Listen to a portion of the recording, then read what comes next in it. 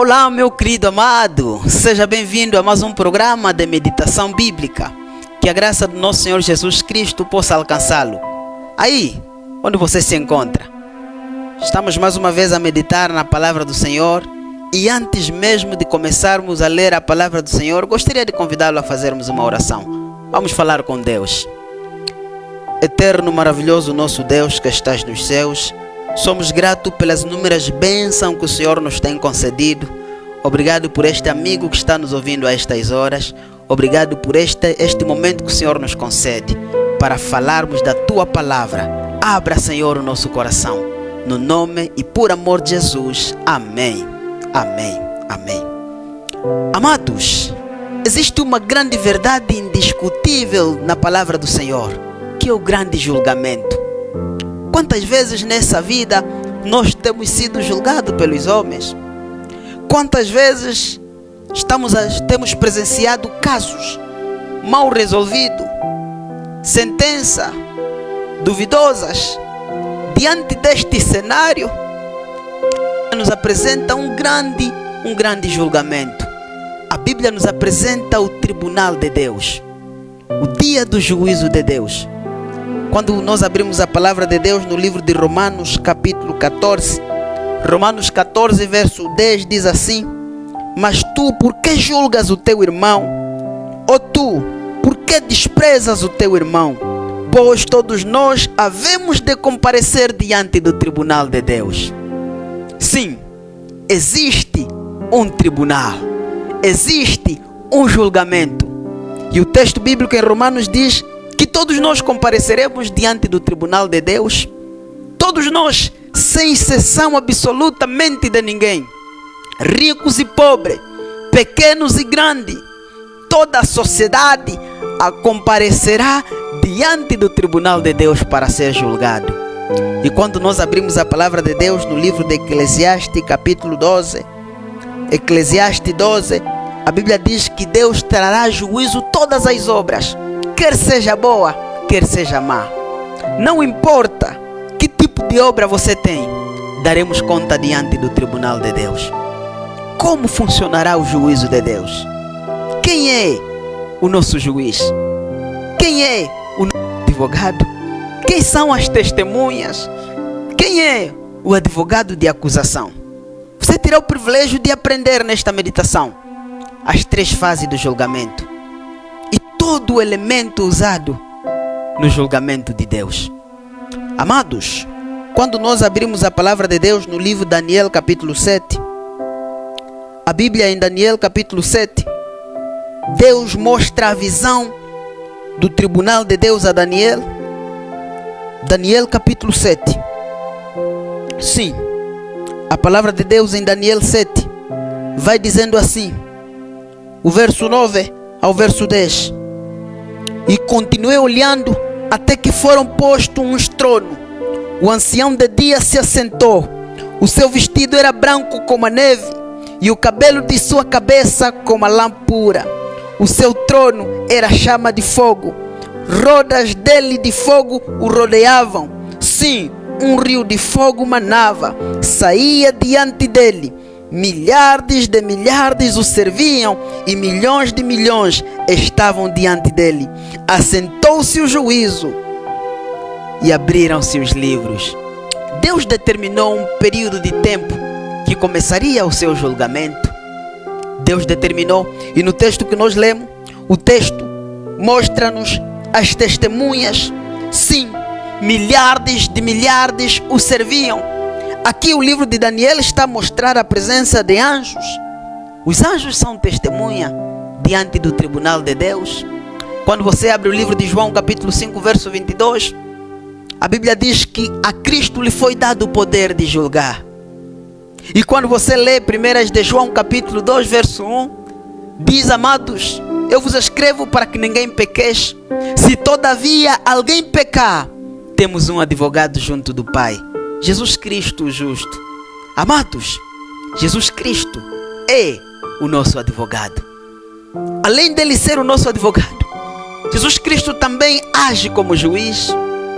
As testemunhas diante do tribunal de Deus são os anjos. E Satanás é o nosso advogado acusador. A Bíblia diz que Satanás nos acusa de dia e de noite, assim como ele acusou Jó diante de Deus.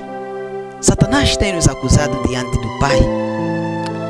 Amados, quando nós analisamos a doutrina do santuário, nós aprendemos no livro através da doutrina do santuário, que no dia da purificação, no dia escatológico, esta cerimônia que se realizava uma vez ao ano, também era chamado o dia do juízo. Também era chamado o dia do juízo. E todo o ritual que era feito no santuário terrestre apontava para a ação de Deus no santuário celestial. Assim como no santuário terrestre, uma vez ao ano, o sumo sacerdote entrava no lugar santíssimo. E neste dia era chamado dia do julgamento. A Bíblia descreve que existe um santuário nos céus. E Cristo está diante do santuário de Deus. Cristo é o nosso sumo sacerdote no santuário celestial. E o livro de Daniel, capítulo 8, Daniel, capítulo 8, verso 14, vai dizendo assim: e ele me disse, até 2300 tardes e manhã, o santuário será purificado. Amados, Daniel, a receber a visão na qual ele não compreendia, e ele procurou buscar explicação, e o anjo, ao trazer a resposta a Daniel, o anjo dá essa resposta a Daniel, que até 2300 tardes e manhã o santuário seria purificado. Esta profecia do santuário, ela começa com a contagem das 70 semanas. Quando você abre o livro de Daniel, capítulo 9, do verso 24 até o verso 27, você encontra a profecia das 70 semanas. Daniel, capítulo 9, o verso 24 a 27. Mas eu gostaria de destacar aqui o verso 25. Daniel, capítulo 9, verso 25. Diz assim: sabe e entende, desde a saída da ordem para restaurar e para edificar Jerusalém, até o príncipe, passariam 7 semanas, e 62 semanas, as suas ruas, sim, seriam reedificadas, mas em tempos angustiosos, corrigindo. Amados, Daniel está a falar do início das contagens das 2300 tardes de manhã, o período profético mais longo. Toda a profecia de tempo está dentro das 2300 tardes de manhã. Só que Daniel nos dá aqui uma pista. O anjo fala para Daniel que esta profecia, ela começa a ser contada desde o momento que é dada a ordem para reconstruir Jerusalém. E do ponto de vista cronológico, a ordem para reconstruir Jerusalém, dada pelo rei Artaxerxes, foi no ano 457 a.C. Se você faz o ano 457 menos 2300 tardes e manhã, estamos diante de 2300 dias. E um dia profeticamente equivale a um ano. Então quando você faz 457 menos 2300, nos leva até o ano 1843. E quando você acrescenta o ano zero, nos leva até 1844. Sim, o santuário celestial começou a ser purificado nesta data, amado. É nesta data que Cristo sai do santuário, que Cristo sai do lugar santo para o lugar santíssimo. É nesta data que começa a expiação do pecado. Assim como no santuário terrestre, no dia escatológico, no dia da purificação, sim, era considerado o dia do juízo. Assim também Cristo, quando sai do santuário celestial, quando Cristo sai do lugar santo para o lugar santíssimo, começa o julgamento na terra. Sim, o julgamento começa em 1844. Em 1844. Quando você lê a Bíblia, você descobre que Cristo, quando sai da terra para os céus, Jesus Cristo não vai no lugar santíssimo. Jesus Cristo vai no lugar santo. E João teve esta visão quando ele vê em seu tempo Cristo diante dos candelabros. De onde ficavam os candelabros? Na meditação passada nós aprendemos que os candelabros ficavam no lugar santo. Então, em seu tempo, João viu Jesus no lugar santo. Quando é que Cristo sai do lugar santo ao lugar santíssimo? Quando cumpre-se a profecia de Daniel 8, verso 14. Até 2300 tardes e manhã, o santuário será purificado. O santuário começa a ser purificado em 1844. E nesta data começa o julgamento. A primeira fase do julgamento. Sim, a primeira fase do julgamento começa em 1844. E essa primeira fase, amado, chama-se o juízo investigativo. É uma investigação. As nossas vidas estão a ser investigadas. Quando você abre a palavra de Deus no livro de Pedro, corrigindo, segundas de Pedro, diz assim a palavra de Deus, primeiras de Pedro, capítulo 4, verso 17. Porque já é tempo, sim, porque já é tempo em que o julgamento de Deus venha começando na casa de Deus. E se primeiro começar por nós, qual será o destino daqueles que não aceitaram o Evangelho de Deus? Sim, chegará o tempo em que o julgamento vai começar. E o julgamento vai começar na casa de Deus. Nessa primeira fase do julgamento, os mortos estão a ser sentenciados. Começando com o primeiro morto, até o último morto aproximadamente antes da volta de Cristo. Sim, a sentença está a ser dada. E Pedro vai dizendo assim: se o julgamento começa na casa de Deus, imagina aqueles que não aceitaram o Evangelho de Deus. Imagina aqueles que não abriram o coração para Jesus nesse dia do julgamento. Sim, nesta primeira fase, os mortos em Cristo, todos aqueles que fizeram parte da casa de Deus, aqueles que viveram em conformidade com a vontade de Deus, e aqueles também que fizeram parte da casa de Deus e não viveram em conformidade com a vontade de Deus, estão a ser sentenciados. E nós os vivos, quando você abre o livro de Eclesiastes, a palavra de Deus no livro de Eclesiastes, capítulo 10, verso 20, Eclesiastes traz-nos uma verdade. Eclesiastes 10, verso 20. E eu não poderia meditar sem citar este texto. É um texto maravilhoso. Eclesiastes 10, verso 20.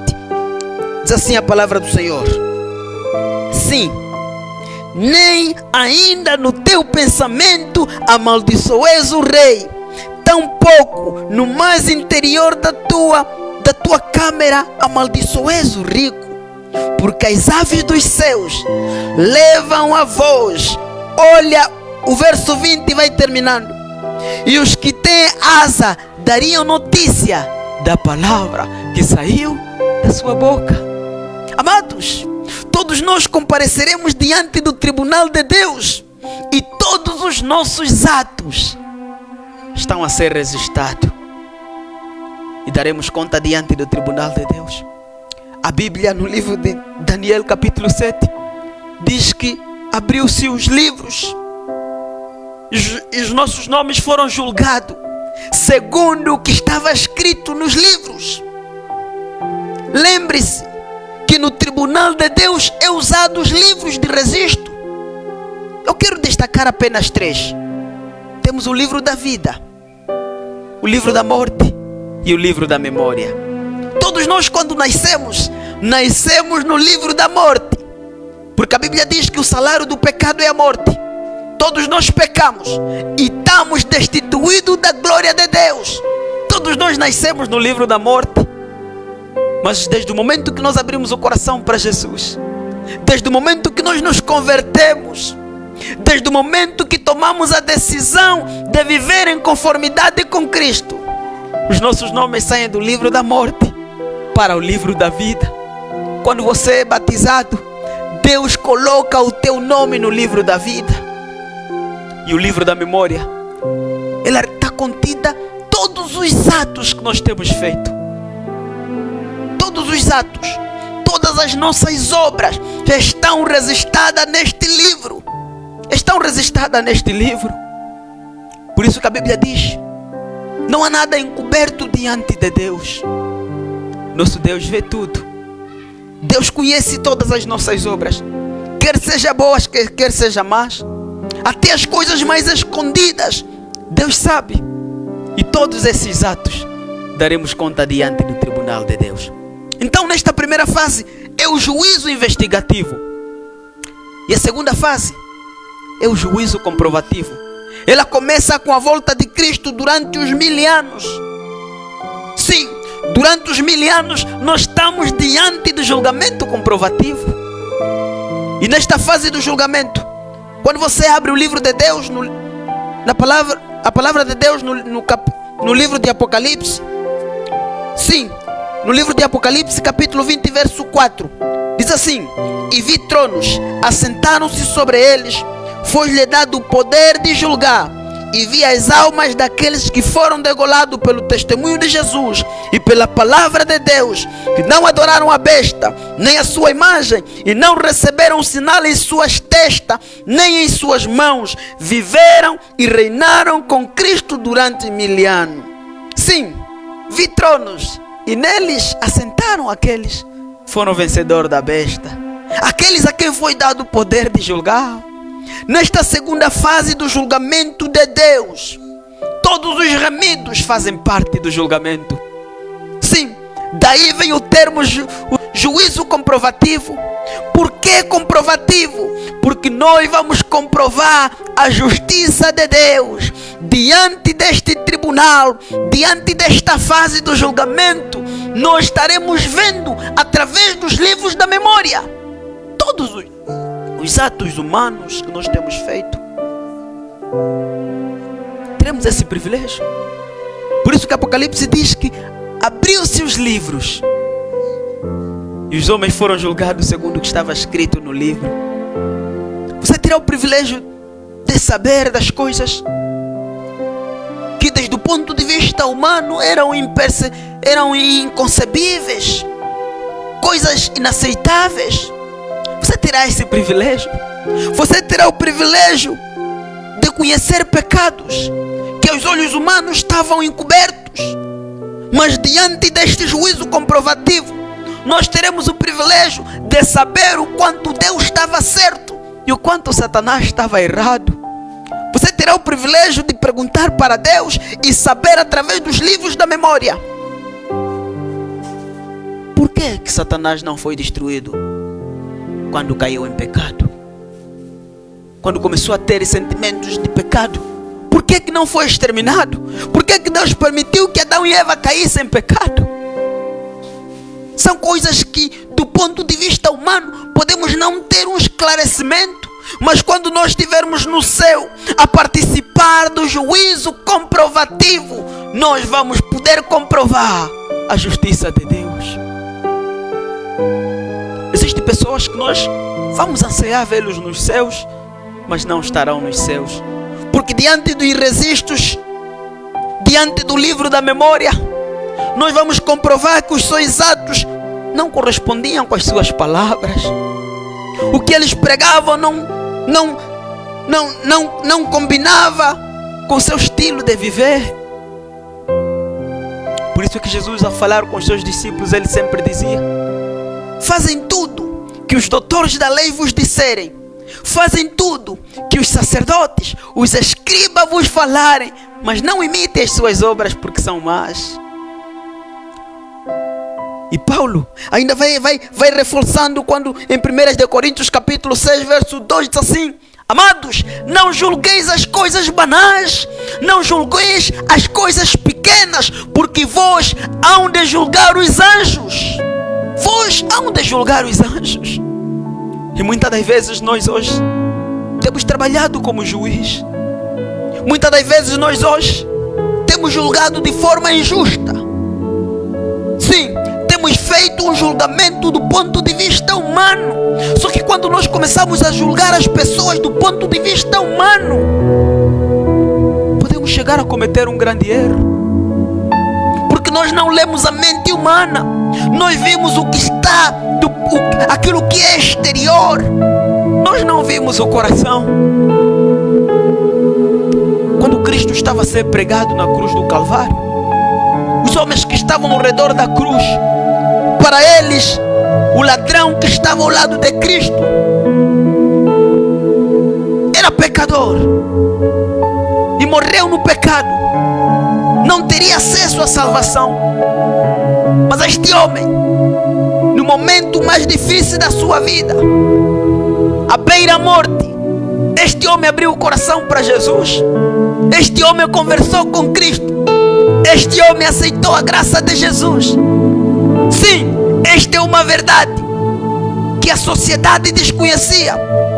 Esta é uma verdade que a sua vizinhança não tinha noção. Este homem, sendo ladrão, teve acesso à salvação. Deus é justo e Deus fará a sua justiça. Por que julgarmos do ponto de vista humano? Como homem, nós podemos ver um ladrão, mas Deus vê um homem convertido. Como homem, nós podemos ver um mentiroso, mas Deus vê um coração transformado. Como homem, nós podemos ter uma percepção de que este homem está perdido. Este homem não terá acesso à salvação, mas Deus lê o coração. Deus conhece tudo, até no último momento da nossa vida. Deus sabe qual é a nossa condição. Amados, a última fase do julgamento chama-se juízo executivo ou juízo final.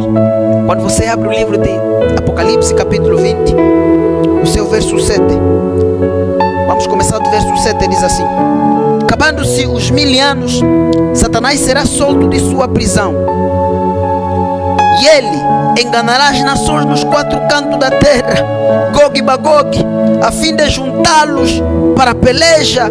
Sim, a fim de juntá-los para a peleja. Verso 9: subiram sobre a largura da terra, acercaram o arraial dos santos, a cidade amada, mas desceu fogo dos céus e os devorou. Sim, verso 10: o diabo, sim, que os enganava, foi lançado no lago de fogo e enxofre, onde está a besta e o falso profeta. Sim, de dia e de noite serão atormentados para todo sempre. Amém? Sim, amado, estamos diante do juízo executivo. Estamos diante do juízo final. Amados, no juízo final, Deus dará sentença ao pecado. Sim, lembre-se que no juízo investigativo, os mortos estão a receber sentença, mas só na casa de Deus. E no juízo comprovativo, nós faremos parte diante do tribunal de Deus. Nós teremos o privilégio de julgar o mundo e os anjos. E no juízo executivo, o pecado é exterminado na face da terra. Quando você abre o livro de Mateus capítulo 24, corrigindo o capítulo 25, Jesus disse que o fogo foi preparado para o diabo e seus anjos. Em nenhum momento o juízo final, o juízo executivo, Cristo preparou para a raça humana. Se alguém te disse que Deus preparou o fogo eterno para você, amado, está enganado. Porque o fogo foi preparado para o diabo e os seus anjos. Sim, mas todo aquele que rejeitar Cristo e se aliar ao inimigo fará parte do fogo e enxofre preparado para o diabo e os seus anjos. Juízo final é para acabar com o mal. Juízo final é para dar fim ao sofrimento humano. O juízo final é para Deus trazer a justiça. É para Deus limpar de nossos olhos todas as lágrimas. É para Deus fazer novo todas as coisas. O juízo final é para acabar contra Satanás e os seus anjos. É para acabar com o mal, erradicar o mal na face da terra. Sim, o juízo final. Amados, quantas vezes temos nos deparado com julgamentos humanos? E muitas das vezes os julgamentos humanos têm sido feitos de forma injusta. Lembre-se que Deus preparou um dia que Ele vai julgar cada um de nós. Lembre-se que cada cada um de nós comparecerá diante do tribunal de Deus. Todas as injustiças humanas, tudo que é injustiça humana, tudo aquilo que nós temos presenciado na face da terra, Deus dará o fim. Deus fará justiça. Sim, todas as vezes que você se sente incapacitado, todas as vezes que você sente que a lei passou por cima de ti, você foi injustiçado, lembre-se que temos um advogado junto do Pai. A Bíblia diz assim: amados, não pequeis, mas se alguém pecar, temos um advogado junto do Pai, Jesus Cristo justo. Jesus Cristo é o nosso advogado.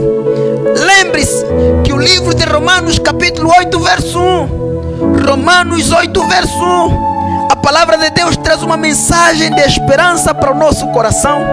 A palavra de Deus diz assim: portanto, agora nenhuma condenação há para aqueles que estão em Cristo Jesus. Sim, para aquele que aceitou Cristo Jesus como seu Salvador pessoal, não há condenação. Para aquele que abriu o coração para Jesus, ele vai diante do tribunal de Deus com esperança, porque ele sabe que Cristo é o seu advogado de intercessão. E este mesmo Jesus que intercede por nós, chegará o momento que deixará de interceder por nós e será juiz. E quando Cristo for juiz, qual será a nossa condição? Qual será a nossa condição? Por isso eu quero fazer um apelo para você nesta noite.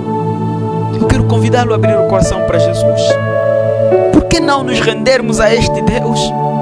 Por que não aceitar Jesus Cristo como nosso advogado pessoal? Por que não? Lembre-se, quando você tem consciência que o teu pai é juiz, o teu irmão mais velho é advogado, você vai diante do tribunal com esperança. Você vai com grande expectativa, porque você sabe, você será absolvido, porque você sabe, você será livre diante do tribunal.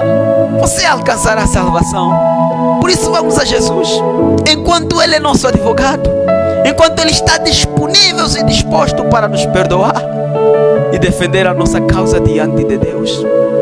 Enquanto Jesus Cristo é nosso advogado, vamos a Jesus. Jesus disse: sem mim não há vida. Não existe vida sem Jesus. Jesus Cristo é o verbo que se fez carne e habitou entre nós. E a nossa vida sem esse verbo não tem sentido. Não tem sentido. Para que tenhamos sentido enquanto vivermos nesta terra, precisamos abrir o coração para Jesus. Para que possamos comparecer diante do tribunal de Cristo sem condenação, precisamos aceitar Jesus Cristo. Para que nós possamos dizer aleluia, glória a Deus, valeu a pena, e não comparecermos diante do juízo executivo como culpados, precisamos abrir o coração para Jesus.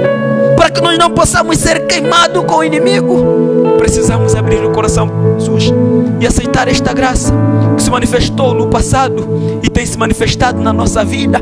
E através dessa meditação, Ele vem falando ao nosso coração: filho meu, dá-me o teu coração. Dá-me o teu coração. Vamos abrir o coração para Jesus. Essa tem sido a minha decisão todos os dias da minha vida. E eu pergunto para você, meu querido amado, será que esta é a tua decisão? Será que você quer abrir o coração para Jesus e aceitá-lo como teu advogado da intercessão? Será que você quer tomar essa decisão? Que o Senhor te abençoe. Que o Senhor faça resplandecer o seu rosto sobre ti. Que o Senhor te dê a paz em abundância. Que Deus te abençoe. Amém. Amém.